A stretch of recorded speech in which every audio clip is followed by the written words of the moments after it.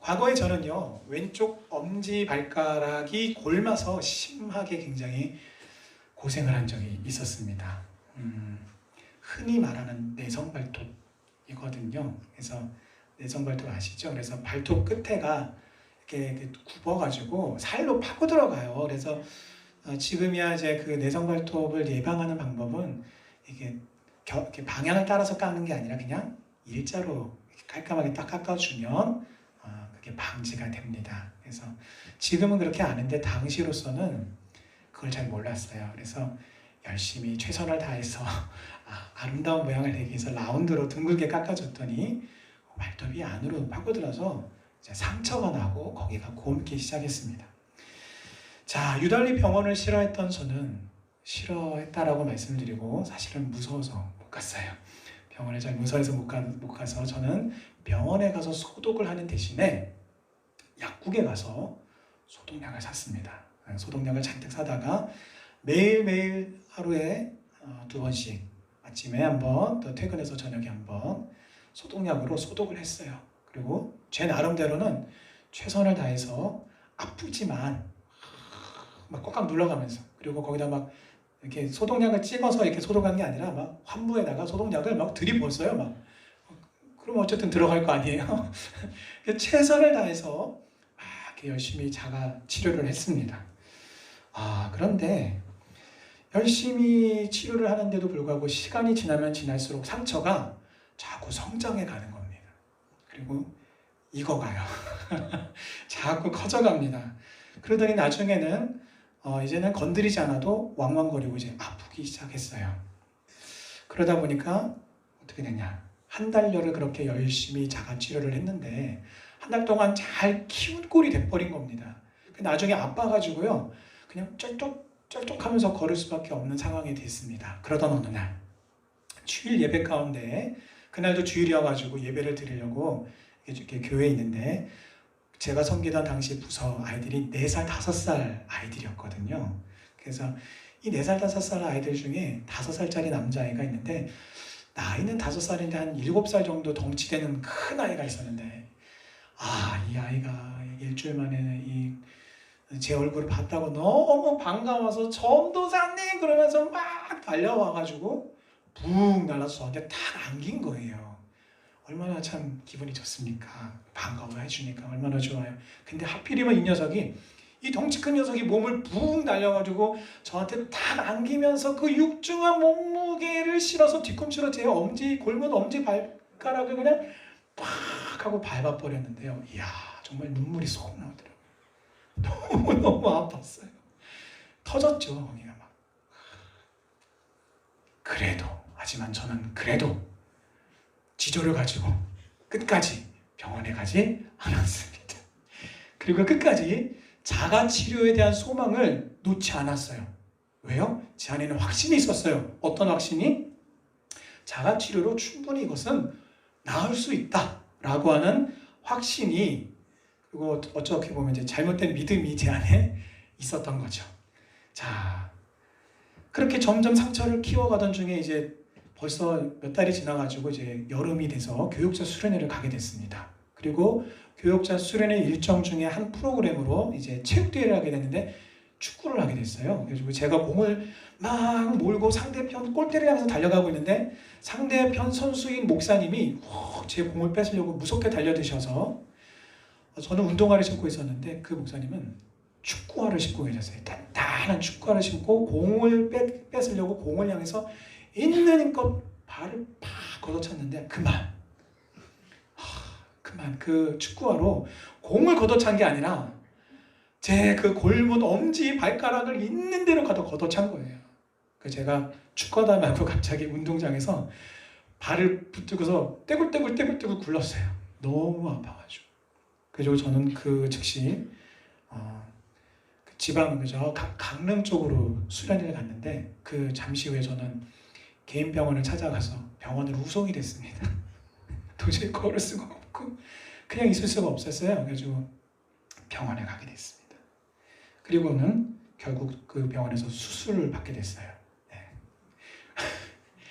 그래가지고 이제 부분 마취를 하고 그 발톱 부위를 드레싱을 하고 이제 레이저로 발톱을 이제 잘라냅니다. 잘라냈는데 이게 전신 마취가 아니다 보니까, 그리고 또 이 발 쪽이다 보니까 수술을 하면서 본의 아니게 의사와 환자가 얼굴을 마주보고 같이 환부를 들여다보면서 대화가 가능하게 됐어요. 그랬더니 의사 선생님이 막 화가 난 표정으로 저를 막 향해서 막 다그치시는 거예요. 아니 도대체 뭐 하시는 분이세요? 아니 이렇게 되도록 지금 뭐 하시는 거예요 도대체? 발가락이 왜 이렇게까지 곪도록 도대체 뭘 했느냐? 라고 저한테 막 야단을 치고 다그치시는 거였어요. 그래서 저는 뭐 하시는 분이에요? 라고 저를 향해서 물었잖아요. 그래서 전도사입니다 라고 답변을 해야 되는데 그냥 전도사입니다 라고 답변하기는 뭐하고, 그래서 당시에 어떤 유명한 목사님이 항상 그 목사님이 사용하시던 자기소개법이 있었거든요. 그래서 그거를 흉내내기로 제가 생각을 하고 의사 선생님에게 이렇게 답변을 했습니다. 아, 예 선생님. 선생님은 몸의 병을 고치시는 의사시지요? 저는 영혼의 병을 고치는 의사입니다. 그랬더니 의사 선생님이 이 사람이 도대체 무슨 말을 하나 영문을 몰라가지고 제 얼굴을 멀뚱히 쳐다보는 거예요. 그래서 제가 바로 이어서 교회 전도사입니다 라고 답변을 해드렸어요. 그랬더니 이 의사 선생님이 뭐 이런 사람이 다 있나 라고 하는 뚱한 표정으로 저를 향해서 이렇게 한마디를 퉁 하고 내뱉었습니다. 영혼의 병을 고치시기 전에 먼저 선생님의 자신의 육신의 병부터 좀 고치시지요. 아, 정말 무한하더라고요. 정말 무한했습니다. 여러분, 이게요 제가 경험해본 자가치료의 한계입니다. 자가치료의 한계. 그때 제가 같이 이렇게 부분 마취하니까 이제 가능하잖아요. 그래서 수술하는 장면을 제가 같이 들여다보면서 그동안 내가 심혈을 기울여서 노력해왔던 자가치료에 대해서 다시 한번 생각해 보게 됐어요. 아니 그렇게 내가 몇 달을 소독약을 매번 갖다 쏟아붓다시피 할 정도로 그렇게 최선을 다해서 소독을 했는데, 나름 나는 최선을 다하고 철저하게 소독을 했는데 왜 낫지를 않고 왜 환부가 더 커지고 더 많이 곪고 이 지경이 되었는가? 결과적으로 나는 최선을 다했지만 결과적으로는 상황을 악화시켰고 상처를 더 키운 것이구나. 그렇게 반성이 되었습니다. 그렇게 의사에게 환부를 맡긴 채 잠시 후 얼마 뒤에 제 엄지발가락은요 건강을 되찾게 되었습니다. 그래서 깨달았습니다. 나 스스로 할 수 있다라고 확신하고 자가치료를 했지만 결국 그것은 자가치료가 아니라, 발음을 좀 세게 해볼게요. 짜가치료였던 것입니다. 즉 가짜치료, 참된 것이 아니었다라는 것입니다. 치유할 수 없는 헛된 방법이었던 것입니다. 잘못된 확신은 잘못된 방법을 가지고 오고, 잘못된 방법은 결국 회복이 아니라 더 깊은 상처와 상황을 악화시켰을 뿐입니다. 진정한 회복은 진정한 참된 방법을 따를 때만이 가능한 것입니다. 오늘 본문에서 바울은요, 율법과 하나님의 은혜와의 관계를 제가 지금 방금 비유로 말씀을 드린 치료, 자가치료와 수술의 관계로 갈라디아서 3장 전체에 걸쳐서 설명하고 있습니다. 종교개혁가인 존 칼빈도 율법과 복음에 대해서 다음과 같이 말했습니다. 율법의 역할은 우리에게 치료할 희망이 전혀 없는 질병을 보여주는 것이다. 반면에 복음의 역할은 질병으로 전혀 고칠 희망이 없는 그 질병에 대한 치료약을 가져다 주는 것이다 라고 율법과 복음에 대해서 설명했습니다. 유대인들은요, 모세가 시내산에 올라가서 하나님께 받았던 그 10계명, 그리고 그 10계명으로부터 파생된 종교학자들이 계속해서 그 10계명에 덧붙였던 그 모든 율법이라고 하는 그 율법이 자신들에게 영원한 생명, 구원을 가져다 줄 것이다 라고 그렇게 믿었습니다. 철저하게 율법을 지키면 구원을 얻는다라고 그렇게 믿었습니다. 그러나 율법을 완벽하게 지킬 수 있는 사람은 아무도 없어요. 아무도 없습니다. 오직 율법을 지키면 지킬수록 그 안에 우리가 넘어지고 자빠지고 실수하고 혹은 우리의 육신의 정욕을 따라서 우리가 말씀의 불순종함을 경험할 때마다 무엇을 경험합니까? 뭐뭐 하지 말아라, 뭐뭐 해라 하는 말씀 앞에 그렇게 순종하지 않는, 불순종하는 나 자신을 발견하면서 말씀이 나를 향한 정죄의 칼날을 향하고 있다는 것을 아주 피부 끝까지 뼈저리게 느낄 뿐입니다. 율법의 목적은 결코 구원하는 것이 아닙니다. 하나님은 그 율법을 통해서 우리의 죄가 얼마나 큰지, 우리에게 은혜가 얼마나 필요한지를 보여주심으로써 율법으로 하여금 예수 그리스도의 필요성을 보여주고 우리로 하여금 깨닫게 하시는 것이 율법의 목적인 것입니다. 그래서 여러분, 율법은 목적지가, 최종 목적지가 아니라 이정표예요. 이정표. 최종 목적지를 향해서 가는 노정 중에 저쪽이 최종 목적지입니다 라고 방향을 가르쳐주는 이정표라는 것입니다. 그런데 그 율법의 이정표 표말에는 이렇게 쓰여 있습니다. 구원을 주시는 예수 그리스도께로 가시오. 그런데요, 그 이정표 아래 너무나 많은 사람들이 거기에 모여 앉아 있어요. 거기 눌러 앉아 있어요. 그 이정표가 최종 목적지라고 잘못 믿고 있는 것입니다. 혹은 최종 목적지가 아니다라는 것을 알면서도 옛 자아의 습관을 따라서 살다 보면 율법의 정죄라고 하는, 비난과 비판이라고 하는, 사랑이 없는 비난, 비판이라고 하는, 율법의 정죄라고 하는 잘못된 최종 목적지에 거기에 다다라서 은혜의 주님을 향해 더 나아가지 못하는 거예요. 사실 율법은요, 그리스도를 믿는 믿음이 시작되기 전까지만 한시적으로 필요한 것입니다. 따라서 예수 그리스도의 십자가를 믿는 믿음으로 구원을 얻게 된다라고 하는 은혜의 복음이 오늘 율법보다 훨씬 더 우월한 것입니다. 오늘 본문 24절에 등장하는 초등교사라고 하는 단어가 있습니다. 이 초등교사라고 하는 단어는요, 다른 영어 성경에 보면 가정교사라고 또 번역하고 있습니다. 그리고 우리가 갖고 있는 이 개역개정 성경 이전의 성경에서는 이 단어를 몽학선생으로 번역을 했었습니다. 사실 다 이해하기가 조금 어려운 단어이기도 하고요. 그냥 초등교사라고 하면 우리 어떻게 이해가 되십니까?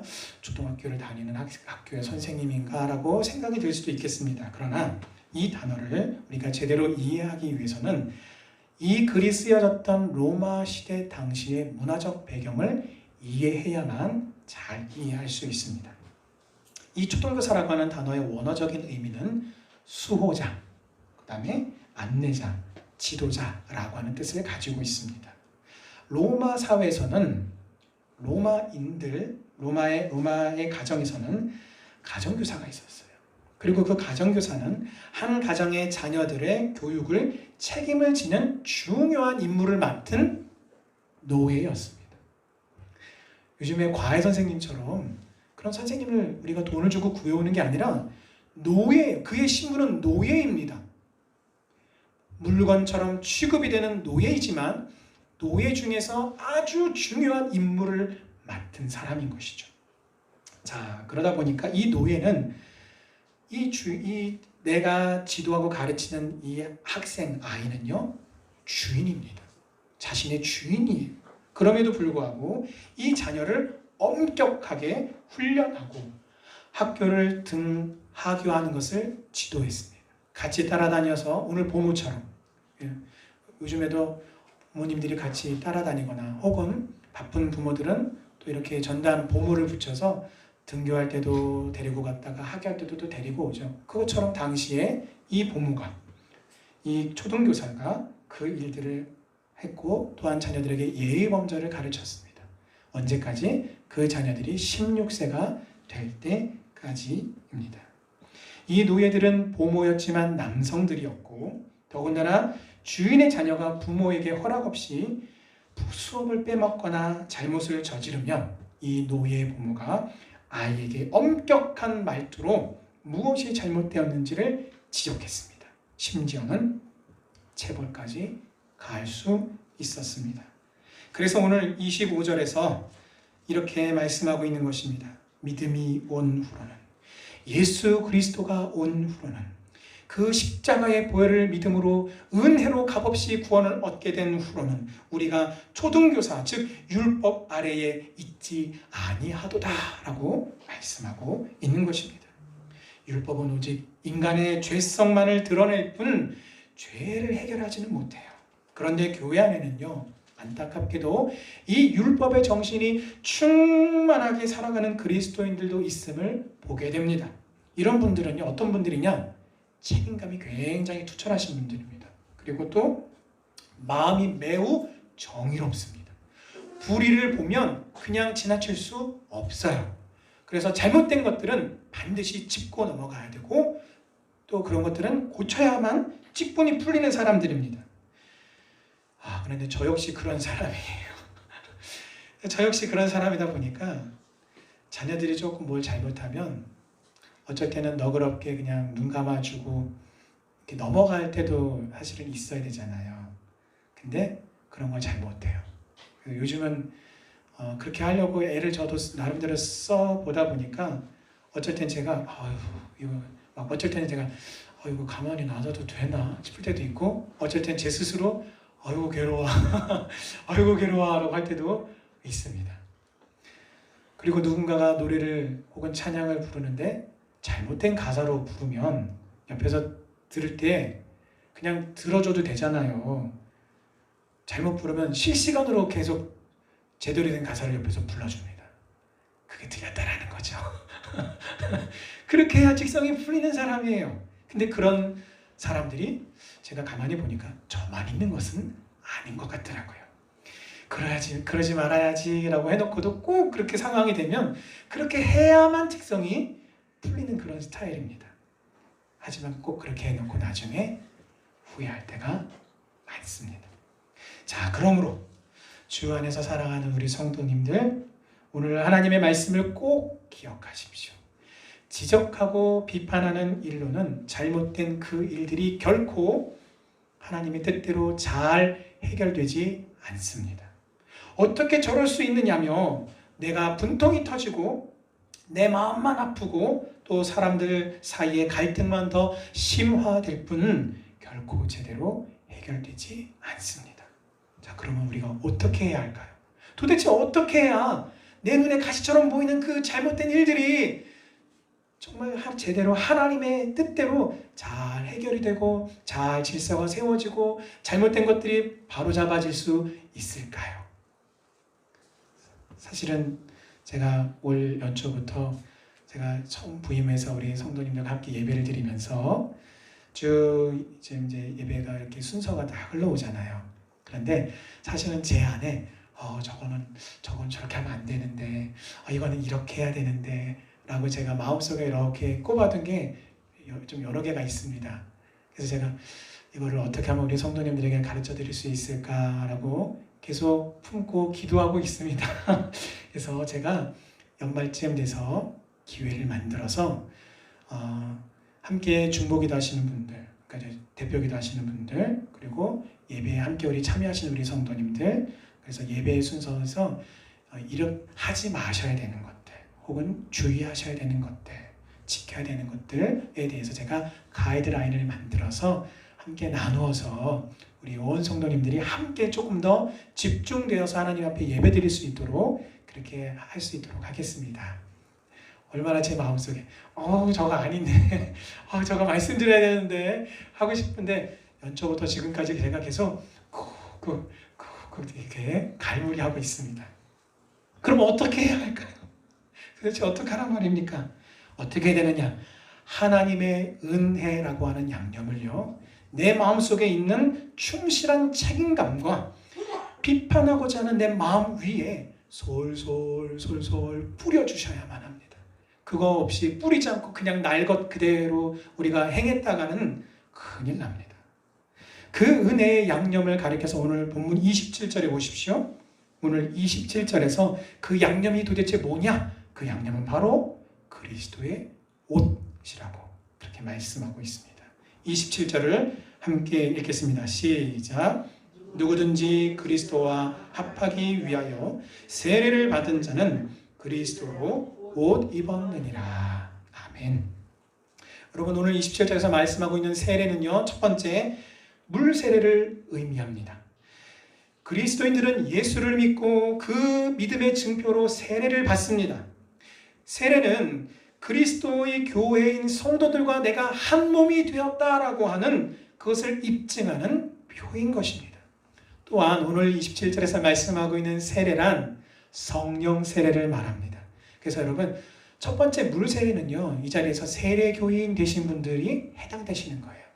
근데 나는 아직 예수님을 믿었는데 나는 아직 세례를 못 받았습니다 라고 하시는 분들, 하지만 나는 예수님을 믿습니다, 예수님이 나의 구주이심을 믿습니다 라고 하시는 분들은 이 두 번째 세례가 해당되는 것입니다. 그것은 바로 성령 세례입니다.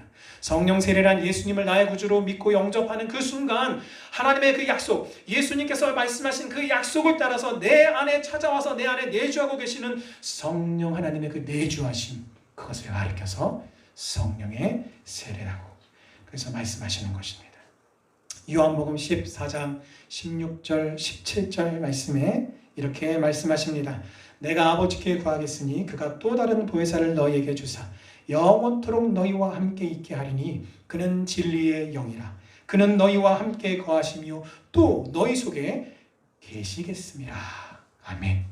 예수님께서 말씀하신 이것이 바로 성령 세례를 말씀하시는 겁니다. 자, 결국 이 세례가 물 세례이든 성령 세례이든 누구든지 예수를 믿고 구원을 받아서 그리스도와 연합하는 자는 그리스도로 옷 입었다라고 말씀하고 있습니다. 우리 장락교회 모든 성도님들은 다 이 물 세례와 성령 세례를 통해서 그리스도와 연합한 주의 백성들이신 줄 믿습니다. 아멘. 그렇다면 여러분 모두는 그리스도로 옷 입으신 분들입니다. 로마 사회에서는요, 아까 말씀드리는 16세 아이들이 이렇게 성장하다가 16세가 돼서 성인이 되면 아이들이 입던 옷을 벗습니다. 그리고 토가라고 하는 옷을 입습니다. 도대체 토가가 무엇인가? 여러분, 옛날에 십계나 아니면 뭐 배너나 이럴 때 봤을 때 로마 사람들, 특히 원로원 회의하는 사람들이 옷을 어떻게 입습니까? 흰색의 옷을 입죠. 그래서 뭔가 이렇게 입는데 여기다가 또 이쪽에 천이 길어요. 그래서 이쪽 팔로 그 남는 천을 둘둘둘 감아가지고 이렇게 들고 다닙니다. 혹시 기억나세요? 네. 아마 연극, 성탄절 아마 연극을 해서 아마 그렇게 입어보신 분들은 대충 짐작하실 거예요. 천 같은 것을, 흰 천을 두루두루두루 감아가지고 남는 거는 여기다가 이렇게 뗄뗄뗄 감아서 이렇게 들고 다니는 거예요. 이 옷이 바로 토가라고 하는 옷인데 이 옷은 아무나 입을 수 없었습니다. 첫째, 로마 시민만이 입을 수가 있었습니다. 또한 두 번째, 로마 시민 중에서도 성인만이 입을 수 있었습니다. 한복도 시대를 따라서 복식이 달라졌던 것처럼 이 토가도요, 처음에는요 6m가 넘는 길이었어요. 엄청 깁니다. 그리고 그러다 보니까 좀 불편해요. 그리고 이 옷은요, 여름엔 더워요. 그리고 겨울엔 추워요. 그러니까 옷이 사실은 실용성이 굉장히 떨어지는 옷입니다. 그러다 보니까 이 처음과는 달리 나중에 후대로 넘어가면요, 복식을 실용적으로 바꿔서 이 길이가 짧아집니다. 하지만 길이가 길든 짧든 토가라고 하는 옷이 상징하는 것은 무엇이냐? 이 옷을 입은 사람은 로마의 시민이고 이 옷을 입은 사람은 성인입니다. 즉 성인으로서의 책임과 의무가 있는, 시민으로서의 책임과 의무가 있는 사람이다라고 하는 것을 증명하는 것이었습니다. 이제 구원받은 주의 백성인 저와 여러분은 모두가 다 그리스도로 옷 입은 자로서 하늘나라의 백성으로서의 시민권과 의무를 갖추었음을 의미하는 것입니다. 옷은 우리의 치부를 가려줍니다. 그리스도의 옷이란 곧 복음의 은혜를 말하는 것입니다. 따라서 세상을 향한 우리의 비판 혹은 비난과 공격, 혹은 우리의 지체를 향한 비난과 공격, 우리 가족을 향한 우리의 비난과 공격. 말이 어렵지만 쉽게 생각하면 여러분, 가정 안에서 부부싸움 할 때 생각해 보세요. 혹은 형제지간에 싸울 때 생각해 보세요. 부모와 자녀 간에 싸울 때 생각해 보세요. 그런 논리적인 거 다 있습니까? 아무리 말을 해도요, 싸움 당사자들은 이미 감정으로 격앙이 돼가지고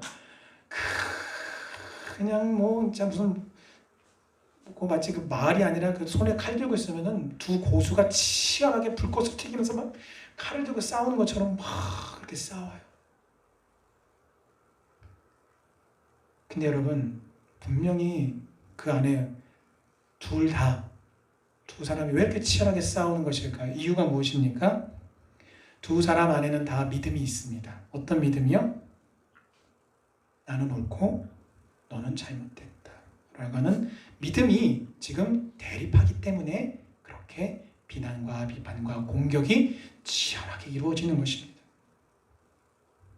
그러므로 우리의 갖고 있는 그 비판이 정당하고 확신이 있는 것이다 할지라도 반드시 하나님의 은혜를 입어야, 그리스도의 옷을 입어야 정당한 비판의 목적을 건강하게 이룰 수가 있는 것입니다.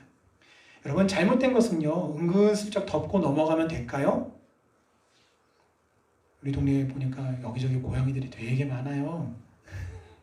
고양이들이 저희 집 마당에 와가지고 그 변을 보는 고양이가 있는데, 꼭 와가지고 말도 안 되는 장소에다가 변을 보고서 나름대로, 고양이들은 원래 이렇게 변을 보고 모래를 이렇게 자기가 긁어가지고 덮거든요. 근데 이 고양이는 꼭 풀밭에다가 이 볼일을 보고 풀을 긁어가지고 그 위에 제대로 덮지도 못해요. 자, 그런 식으로 그냥 잘 안 보이게만 덮어놓으면 끝나는 것입니까? 좋은 게 좋은 거라고 지나간 과거에 우리 안에 있는 상처, 우리 가족들 안에 있는 어떤 그런 갈등의 문제, 교회 공동체 안에서 이루어지는 어떤 그 부딪힘의 문제들, 그냥 좋은 게 좋은 거라고 그냥 덮고 넘어가면 그냥 끝나는 것일까요? 아닙니다. 잘못된 것들은요, 반드시 잘 다루어야 합니다. 하나님의 말씀으로 그것을 건강하게 잘 다루어서 재발되지 않도록 그렇게 해야 합니다. 하지만 오늘 우리에게 하나님께서 오늘 본문을 통해서 교훈을 하시는 하나님의 말씀을 꼭 기억하시기를 주님의 이름으로 부탁을 드립니다. 하나님은요, 정당한 이유로 분노하고 비판하는 성도들을 향하여 반드시 그리스도로 옷 입기를 권면하십니다. 진심 어린 사랑으로 옷 입으십시오. 예수 그리스도의 마음과 태도로 옷 입으셔야 합니다. 그래야 범죄하지 않습니다. 그리스도로 옷 입지 않는다면 그 비판과 논쟁의 끝은 반드시 파괴와 분열과 미움과 상처만을 낳을 뿐입니다. 사랑하는 성도 여러분, 이 일은 교회 안에서도 동일합니다. 시간이 지나고 나면 정당한 이유의 분노와 잘못을 제공한 원인자가 아니라 시간이 지나고 나면요, 교회를 떠난 자와 교회에 남은 자만 남게 돼요. 교회가 아픔과 상처와 눈물만이 남게 되는 것입니다. 같은 일을 두고서 여러 사람이 섬기다 보니까 다 생각이 같지 않죠. 그래서 이 사람 저 사람이 그것이 잘못되었다라고 비판할 수 있어요. 생각이 다르기 때문에 그건 당연한 것입니다. 그런데 여러분, 그러고 나면 왜 그 사람은 그 일들을 그렇게 처리하는지 모르겠다고 뒤에서 몰래 뒷담화로 깎아내리면서 마음의 시원함을 즐기는 사람. 그러나 그 잘못되었다라고 비판하는 내 판단의 기준이 과연 성경적인 것인지를 먼저 살펴봐야 하지 않을까요? 그것을 위해서 노력하는 분들은, 성경적으로 비판하기 위해서 애쓰는 분들은요, 함부로 쉽게 입으로 비난하지 않습니다. 하나님 앞에서 겸손한 마음으로 과연 내 비판이 정녕 성경적인 것인지를 돌아보고 또 돌아보는 것입니다. 그런 후에 내가 가지고 있는 비판이 진짜로 성경적인 것이라면 반드시 그리스도로 옷 입어서 예수님의 마음과 태도로 전해야 합니다. 그래야 내가 마음에 목적했던 대로 건강한 변화가 우리의 가정과 우리의 이웃과 교회 공동체 안에서 일어날 수 있는 것입니다. 말씀을 맺겠습니다. 율법은 결단코 교회 공동체를 치유하거나 성장시키거나 성숙시키지 못합니다. 율법은 단지 죄인의 죄성을 드러낼 뿐입니다. 우리에게 왜 예수 그리스도의 십자가의 복음이 필요한지를 알려줄 뿐입니다. 따라서 예수 믿고 구원받으면 끝이라고 잘못된 신앙의 태도를 가지고 있지 않는 한 우리의 신앙의 태도는 구원 이후에도 여전히 주님과 나는 주님과 더불어 동행해야 한다라고 하는, 주님과 함께 동행하기를 사모하고 갈망해야 합니다. 그래서 늘 예수 그리스도로 옷 입는 성도만이 교회 공동체 안에서 형제와 자매를, 그리고 우리의 가족들을, 더 나아가서 우리의 이웃을 진정으로 섬기는 자가 될 수 있는 것입니다. 사랑하는 성도 여러분, 가정과 교회 공동체의 골문 상처를 자가치료로 키우지 마십시오. 골문 상처를 키워내는 자가치료를 다 내어버리십시오. 주님을 의지하지 않고 내 생각과 판단대로, 내 기준대로 비판하고 잘잘못을 따지는 헛된 자가치료를 내어버리시기를 바랍니다.